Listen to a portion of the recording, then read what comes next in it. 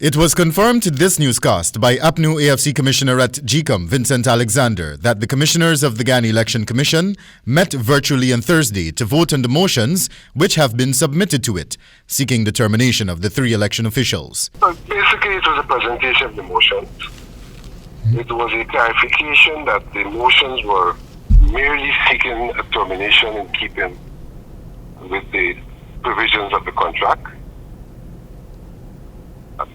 After that clarification, then there was a vote where 3 commissioners voted for termination, 3 commissioners abstained, and the chairman gave a ruling which seemed to be pre-prepared. GECOM released a statement shortly after, confirming the termination of the election officials.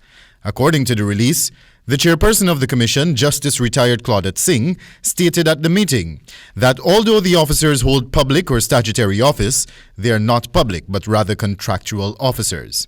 They have no security of tenure and their respective contracts stipulate the terms by which they are bound.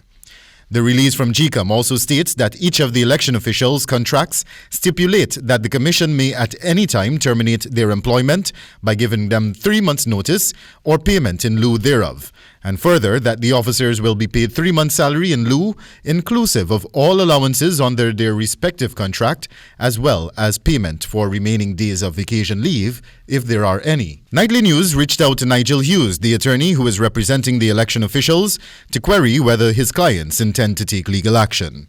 Insofar as they are inconsistent, or the methodology adopted by GECOM is inconsistent into this contract, then there will be legal proceedings. So the short answer to your question is I would have to see the official notification of the termination from GECOM. That's the way I feel.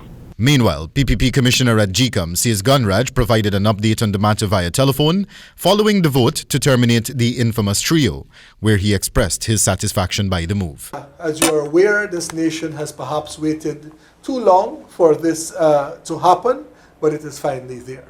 Both Alexander and Gunraj agreed that the next step forward is to have those vacancies filled so that the Commission can carry on with its work.